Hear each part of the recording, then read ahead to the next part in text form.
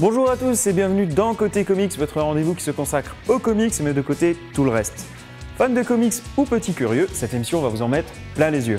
Iron Man, Nick Fury, Aquaman, tous les super-héros vont finir par y passer. Mais sans plus tarder, le sommaire. On commencera l'actu et les sorties de la semaine avec Julien. Thomas prendra le relais avec Supérieur pour sa rubrique « J'ai lu pour vous ». Ensuite, Tout Sur vous donnera les clés pour commencer Batman.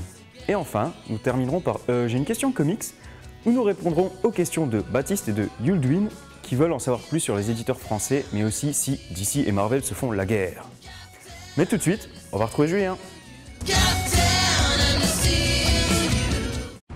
Bonjour à tous, l'actu et les sorties comics, c'est maintenant. Un tour du côté du petit écran pour cette rentrée 2012 et l'arrivée de deux nouvelles séries. La chaîne The CW, qui vous avait offert Smallville, retente l'expérience d'une nouvelle série tirée des comics avec Euro. Hey, mon œil ! Oups. Ce sera cette fois, comme son nom l'indique, l'adaptation du personnage de Green Arrow, mais pas celui de Smallville, un tout nouveau, interprété par l'acteur Stephen Amell. La série devrait être assez sombre et terre à terre, avec beaucoup de références et personnages des comics, mais pas de super pouvoirs. Si je vous dis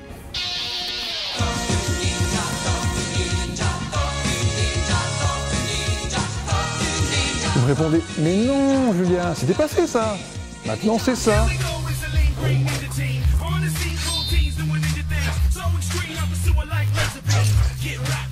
Et oui, les Tortues Ninja sont de retour à la télé dans une nouvelle série animée diffusée par la chaîne Nickelodeon.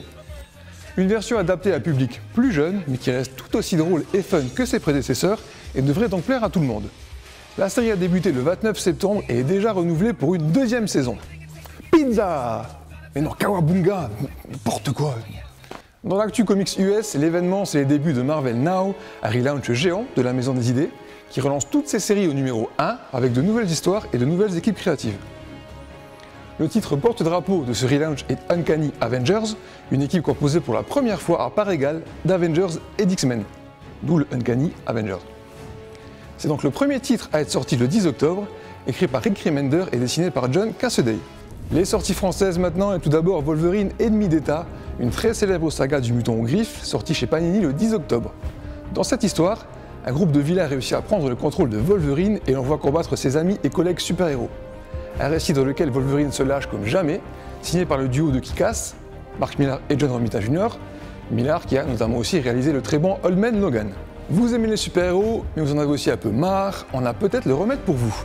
Ça s'appelle The Boys et le deuxième tome de la version Deluxe sort le 17 octobre. Dans un monde où les super-héros sont pour la plupart corrompus, irresponsables et abusent de leur pouvoir, un groupe est chargé de les surveiller et de les garder dans le droit chemin. Il s'agit de The Boys.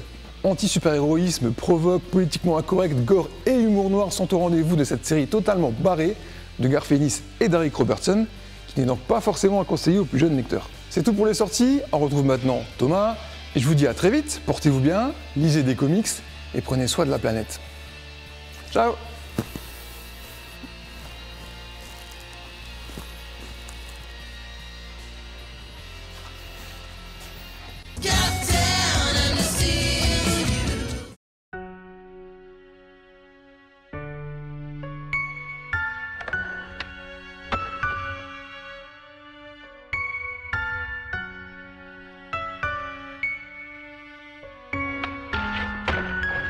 Aujourd'hui, j'ai décidé de vous parler de la mini-série Supérieur. Donc, c'est une série qui est scénarisée par le très grand Mark Millar, qui est vraiment un des scénaristes phares en ce moment dans le milieu du comics, et qui est illustrée par Leinil Yu. En fait, l'histoire commence avec un enfant qui est atteint de sclérose en plaques et qui est fan de super-héros, et notamment de Supérieur, qui est un super-héros imaginaire dans ce monde-là, dont ils ont fait des films, etc. et qui est devenu un peu has-been en fait. Une nuit, notre jeune héros va recevoir une visite d'un petit singe astronaute qui va lui proposer de devenir pour de vrai ce super-héros, donc ce Supérieur.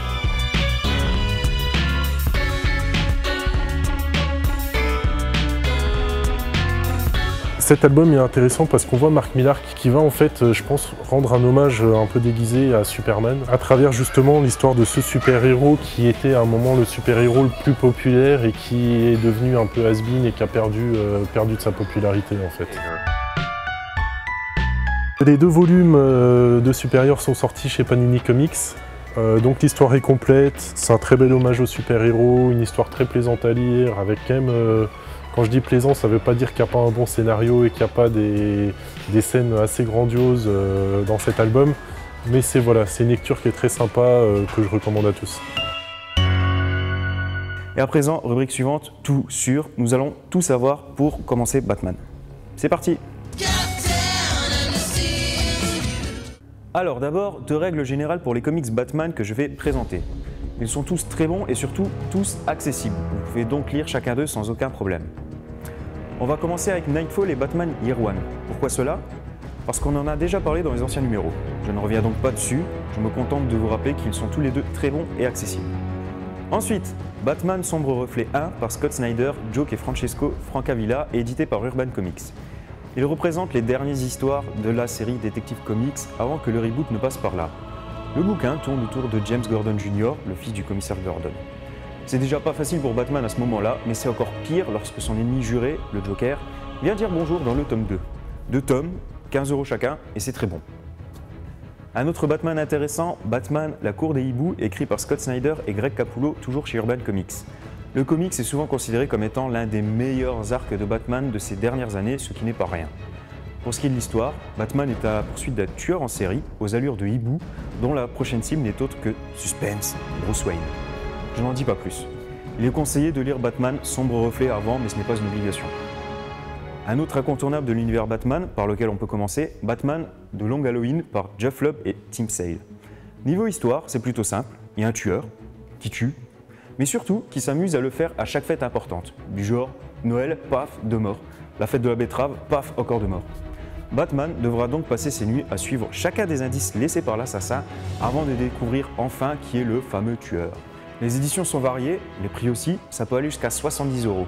Un comics qui devrait être réédité par Urban Comics prochainement. A noter que sa suite Amère Victoire ou Dark Victory est aussi de très bonne qualité. Enfin, vous pouvez également commencer Batman par le très bon Batman Silence, qui met en avant le super vilain Silence, forcément, ou Hush en VO. Celui-ci possède une idée vachement sympa, à savoir rassembler tous les ennemis du Chevalier Noir pour l'éliminer. Super Fiesta garantie pour les super vilains et super ennuis pour les super héros. Un peu plus ancien que les autres, c'est du coup disponible chez Panini Comics. C'est fait par Jeff Lubb, encore, et Jim Lee. Et vous savez quoi? Ça aussi c'est très bon. Mais chut, silence, c'est un secret. Voilà, à présent vous savez comment commencer les comics Batman. Vous n'avez plus aucune excuse, attention. Maintenant, on passe à la dernière rubrique. J'ai une question comics. A tout de suite.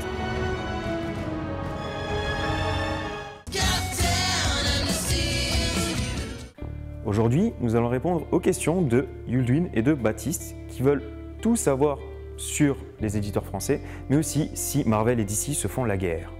Alors, Yuldwin, on se fait souvent des idées, mais non, Marvel et DC ne se font pas la guerre, pas plus que Quick et McDonald en tout cas.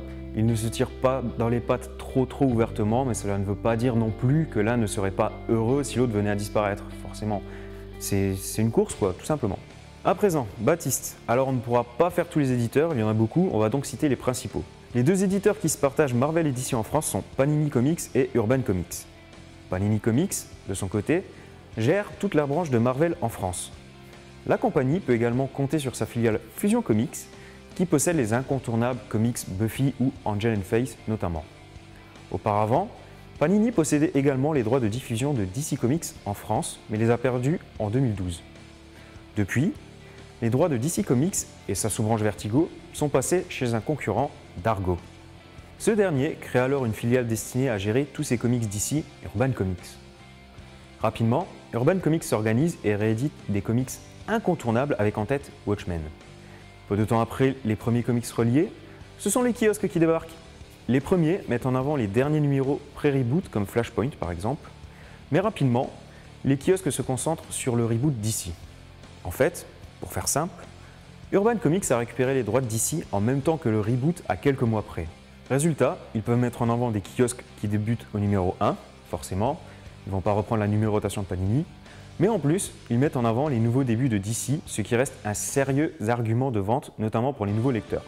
Le plus gros éditeur de comics indépendant est Delcourt, qui possède dans son écurie quelques comics sympas, comme 28 jours plus tard, Invincible, des comics provenant de très grosses licences, comme Spawn, Hellboy ou bien évidemment Star Wars, mais aussi et surtout, Delcourt possède le comics indépendant qui fait un malheur à chaque nouveau tome sorti, on vous en a déjà parlé 100 fois, de Walking Dead.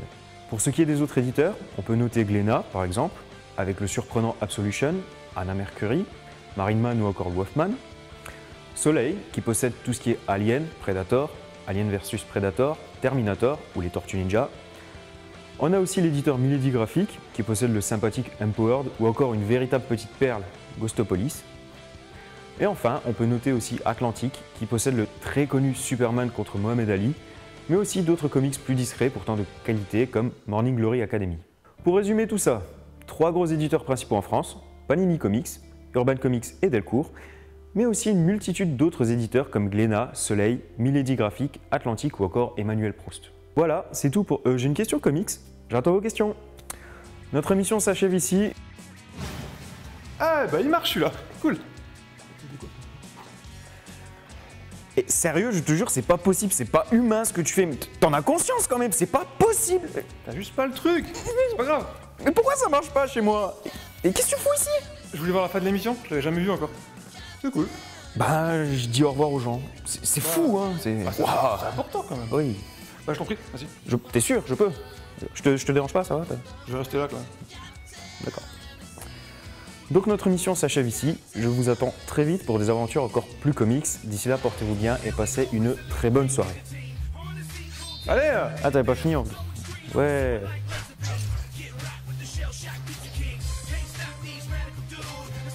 Tu me dis quand je m'arrête, hein. C'est bien de finir une émission comme ça, je trouve. Ah ouais, on devrait faire ça à chaque fois, c'est la folie. Ouais. Ouh.